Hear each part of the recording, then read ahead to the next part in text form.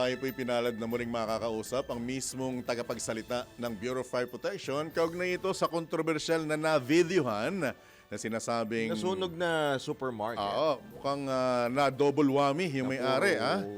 Alamin natin ang update mula kay Fire Superintendent Anthony Arroyo. Superintendent Arroyo, good morning po ulit. Johnny Banyas, True Nasino. Live na po tayo sa DWIZ, Aliw Channel 23. Sir? Good morning po, sir. Yes, apo. Yes, good morning mga Sir John at Sir Drew at sa lahat ng mga tagapakinig at nanonood ng inyong programa po. Opo. Sir Arroyo, tanungin ko lang, yung po bang kumalat na video, yun na yung kabuuan at napanood nyo na po ba ng buo?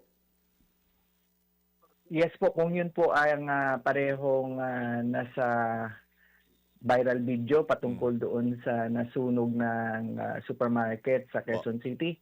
Opo, so iyon ang kabuuan at nagsimula na kami ng investigasyon kung mayroon pang mga kasunod na video, no? Kasi for the information of everybody po, ang sunog kasi na yon ay umabot sa fifth alarm at tumagal ng halos 6 na oras bago ito na ideklarang fire out at tuluyang naapula ang nasabing sunog. Sa insidenteng yun ay halos mga 60 plus ang responding fire trucks maliban pa sa mga ambulances at iba pang mga rescue truck na more or less nasa 5. So total of 60 plus, ang kalahati doon ay mula sa aming ahensya sa Bureau of Fire Protection. Ang kalahati naman doon ay mula sa ibang grupo. Kung sabihin natin ibang grupo ay hindi lamang limitado doon sa mga volunteer natin na kasamahan. Meron mga company fire brigade, meron mga brigada sa barangay na may pasahod din sa kanilang barangay. Gayon din yung mga nasa city or mga under ng CDIRMO at other non-government organization na may sariling ring fire truck at tumutulong rin at rumiresponde sa mga ganyang insidenteng sunog. Kaya malaking tulong actually ang mga grupo na yan, lalo na yung mga volunteer group natin. At sa kasamaang palad nga lang, dahil doon sa nakita sa video, ay immediately kami po ay nag-cause ng immediate conduct of thorough and impartial. Ano pong update, Superintendent Arroyo? Natukoy na po ba kung anong grupo o sino itong mga ito? Superintendent Arroyo, naputol ba? Sir? Ako? Balikan natin kasi magandang malaman Kasi ito, for the information anong grupo? for the information ng lahat ha. Hapon, gabi, may kinausap ako na veteranong Bumbero. fire volunteer. Mga sikat itong mga grupong ito. Ano mong problema? Aminado siya na nalulusutan sila. May mga pagkakataon. Ay, ito na. Ayan na ba? Oo. Sir, good morning po ulit. Yes, Sir John. Opo, Sir John, naputol po. Opo. Ang tanong po, Superintendent Arroyo, tukoy na po ba yung grupo at individual na nakita sa video?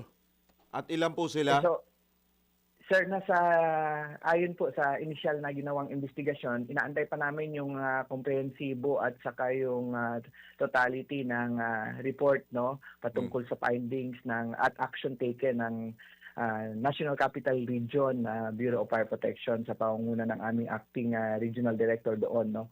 At inaantay natin today.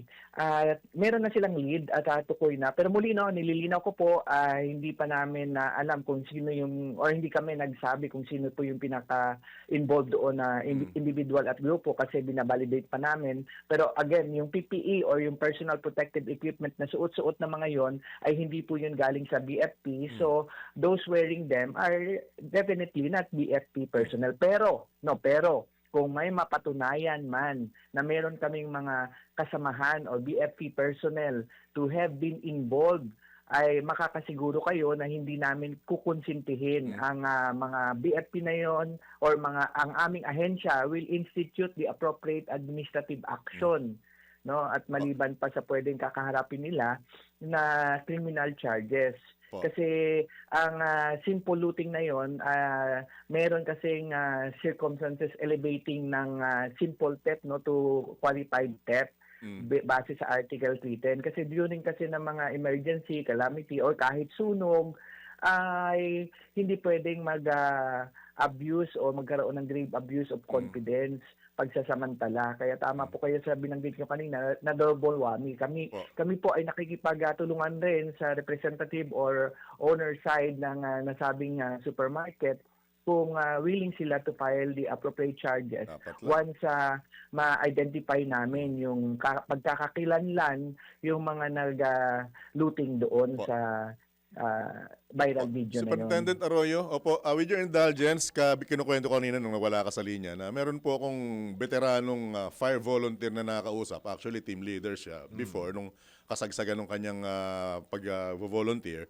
Aminado siya na nakakasingit yung ibang mga quote-unquote lehitimong fire volunteer. Ang problema, Superintendent Arroyo, yung mga PPE nila at saka yung mga gear nila na ginagamit, mga walang nameplate, walang identification, at hindi ito properly approved ng Bureau of Fire Protection. So, dalawang bagay. Delikado silang maaksidente. Pangalawa, kung sila yung gumagawa po ng mga illegal or hindi magandang hakbang, ang napeperwisyo Madadamay talaga yung yung mga lehitimo. volunteer Oo. at saka yung mga lehitimong taga-BFP, Superintendent Arroyo. Yes sir, may mga experience kami niya no nung ako po ay nasa operation field pa ay may napapansin kami na lalo na pag walang suot na PPE no ay talagang off limits yan doon sa firefighting operation sa pinaka kung saan nag-ooperate no. Pero may napansin din kami niyan ang babata no yung Nakamotor pa sir, nakamotor pumupunta sa area. Opo. Hindi sakay na fire truck. Tama po, halata na very minor. Kaya, siyempre, hindi pwede yon pinapalabas namin yon. Pero yung mga sitwasyon na kung saan matured na yung muka at walang pagkakakilanlan, siyempre po, aminado tayo, sir, no, during the kasagsagan ng firefighting operation, ay normal po na labas-pasok yung mga naka-PPE dyan. Kasi hindi naman pwedeng manatili ng matagal doon sa loob, lalo na kung mausok, mainit. Maya-maya yan, lumalabas, pumapasok ulit, lumalabas, pumapasok ulit. So, yes sir, actually, yun yung sinasabi namin isa sa mga lead namin na nakita. At kailangan lang pong i-validate kung talagang confirm na po yung investigasyon na ginawa kahapon. Na mayroon talagang mga ganon. Kasi po, yes, napakaganda ng ugnayan at samahan namin sa mga grupo po ng mga volunteer. Marami pong grupo yan, or ilan lang naman ang grupo yan, at yung ibang mga grupo ay affiliated pa rin sa pinaka-main group ng mga nasabi nating volunteer. So, napakaayos po ng samahan natin dyan at dinudungisan ng mga ganyang mga nakakasingit na walang malasakit, no? So, syempre, on our part naman ay nakikita natin na gumagawa ng serbisyo publiko, tumutulong sa kapwa at may malasakit, yun pala ay pinagsasamantalahan yung sitwasyon. Kaya we really do not condone, we do not condone, no? Hindi namin to kukonsintihin. At i-improve pa namin dapat yung polisiya at yung mga ating mga yung mismong revised implementing rules and regulation ng Fire Code of the Philippines kung talagang may mga ganyan na mga nagsasamantala na nagpapanggap, no? Hindi pa sir, no? Again, we need to validate it. We need a comprehensive report from the BFP NCR. Pero yun po yung initial, no? May according sa inyo, may mga nagpapanggap na grupo na hindi naman affiliated sa anumang grupo. Ang talagang intensyon nila pag pumasok sa nangyayaring sunog, lalo na kung mga ganyang mga maraming mga involved na yung mga sunog, kung ano-anong mahalagang bagay ay nakakasingit. So, isa po yan sa kailangan namin i-improve na polisiya. Superintendent, tama ba na wala na rin kayong nameplate at saka markings sa mga taga-BFP na rumeresponde sa sa sunog? Tama ba or mali yung info nakuha ko? Yung aming mismong bunker ay uniformity yon, may tatak yon na BFP, no? At ang pagkakakilanlan usually ay makikita yan sa helmet. May color coding, color coding kasi yung helmet namin. Pero yung tatak ng helmet standard? Standard, opo. Opo. May tatak rin po yung aming helmet ng pagkakakilanlan ng BFP. Usually po may pangalan yan sa helmet. Kung wala man, yung color coding malalaman natin kung ano po ang rango na yon, ano po ang kanyang partisipasyon doon sa ground. May nameplate ba, Color sir? code. Sa nameplate kasi sir ay hindi na tayo pwedeng maglagay ng nameplate po sa mismong bunker. Po, Opo. doon sa inyong sa gear ninyo, sa PPE po. Ay, isang parte man Sa lang gear- doon. Hindi lahat sir, no? Pero ang issue kasi natin diyan ay yung for uniformity purposes ay may tatak BFP sa harap, sa likod, no? So kung sa pagkakakilanlan naman ay identified naman agad diyan kasi per station ay andyan po yung ano natin personnel at kung saan Pero, galing. opo, At yes po. pero hindi ho ba nagkakaroon ng kalituhan?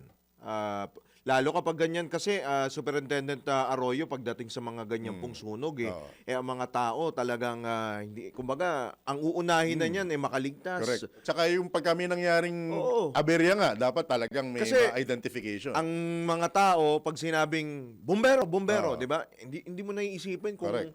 kung Lihitin mo o hindi. lihiti mo, volunteer ba yan? May dalang o Bureau hose. of Fire Protection. Oo, Basta di ba? may tubig ka, di ba? Dalang Pamuksa ka ng Buksan apoy, ng di ba? Opo. Right, Ay, so, ito pa sir, ang isang binabanggit po nila, dapat bang pumasok ang mga volunteer sa loob mismo ng establishmento or sa labas lang sila at kayo lahat ang labas-masok Ano ba yun? sa establishment? Sir, nakasegregate ba? Mayroon ba May boundary lang may ba sila? boundary lang ba ho ba kayo between volunteers and the legitimate talaga na member po ng Bureau of Fire Protection kapag mayroon pong sunog? depende po yan sir sa case-to-case basis, no? Depende po sa sitwasyon, depende po sa pangyayaring sunog. Halimbawa po, yung situation ay kailangan ang pumasok lang ay dahil sa usok nga, dahil yung sunog doon ay ang involved ay mga grocery item, kasama na doon ang mga flammable, combustible materials, dahil sa mga liquid doon, mga ibang mga beauty product na sumasabog, na pwedeng mag-ignite.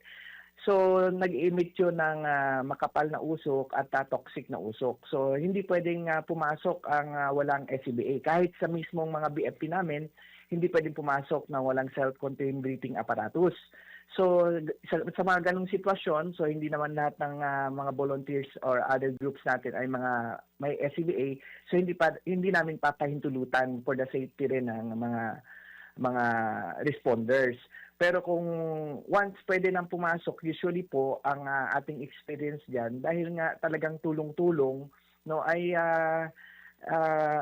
bayanihan na as long as may PPE, pinapahintulutan natin na talagang pumasok.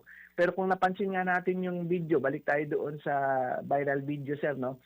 Ang dapat kasi yon habang nagkakalkal yung mga bumbero dahil kinakalkal yan para makita yung mga baga sa ilalim pa ng mga hindi maabot ng tubig, ay makikasunod yan ng fire hose na may fire nozzle. Para habang kinakalkal, binabasa para talagang mapping operation. Pero kung pansinin natin yung mga grupong nahagip ng video, ay Okay, walang ba kinakalkal ganon. Nagkakalkal lang pero hindi naman Nag-grocery binabasa. yata yan Opo. So, isa nga yan sa lead natin, no, na anong grupo nila. So, kung wala silang grupo, maaari wala silang hawak na hose at may nozzle. Opo. Sir, meron ho ba kayong listahan po ng mga fire volunteer group? Yes po sir, meron tayo niyan. At katunayan, binibigyan din natin sila ng mga certificate of competency. Isa yan sa mga mandatory requirements kung kung ninanais nyo na maging kabahagi ng mga firefighters, kahit anong grupo man. No? So, maliban doon, ang BFP kasi ay madalas ino-observe or kumbaga, ina-observe at ina-exercise yung incident command system. Kaya once may mga ganong sitwasyon, nag-establish tayo ng incident command post niyan at lahat ng mga papasok diyan ay kailangan maglista ng check-in. Po. However, yung pag-check-in kasi ng fire truck, kasi fire truck ang i-check-in yun kung sino ang team leader. So identified lahat ng Po. mga fire trucks na kalahati nga ng 60. Pero yung isang anggulo na hindi naman nakasampa sa fire truck ang mga iilan, no, na nakasuot ng PPE, so isa 'yon sa mga masusing iniimbestigahan natin. Dahil po ang akala naman natin yan, naging akala ng karamihan, no, rumisponde yung fire truck nila, tapos po galing sa bahay halimbawa at gustong tumulong sa mga naka-duty nilang kasamahan, humahabol at may suot-suot ng PPE. Meron yan, no, napapansin na natin yan, numiresponde sa sunog na may PPE na nakamotor at naka-helmet pa nga ng pang firefighting. So, siyempre, wala naman tayong masyadong malisya doon. Ang buong akala ay Legit. kasamahan lang, nalilihiti mo na mula halimbawa sa bahay o saan man siya galing na hindi doon sa kanilang base or stasyon. Opo. So, yung mga ganong insidente, dahil nag-check-in naman yung mga fire truck, yung mga team nila, so hindi na masyado na-scrutinize ng ating premises security personnel. Madalas diyan ay katuwang din namin yung law enforcement agency, mga particular na ang PNP, barangay official, mga tanod, gayon din yung mga sa city na mga security and safety officer. So sila na yan po ang nakapalibot. Siyempre ang binabantayan nila yung talagang mga looters Looting, outside, opo. no, ng mga looters, yes, yung mga Illegalista. looting po outside, outside talaga yung maaring pumasok na biglang mag-looting dyan. So sila po yung in charge doon kasi kami, syempre nakatutok na kami doon sa aming firefighting Apula. operation. Mapo. Opo, sa pag-apula at pag-rescue kung meron man. Pero yes, aminado tayo, no, na pag once na halos etong sunog, inabot ng 6 na oras. Kaya maya-maya, labas-pasok. At syempre, dahil naka-PPE, pinapahintulutan natin. Ang akala ng ating mga kasamahan diyan ay parte po ng nag-ooperate. Pero yun pala, ay nasisingitan. Kaya isa po yan sa kailangan namin i-revisit yung policy na meron kami.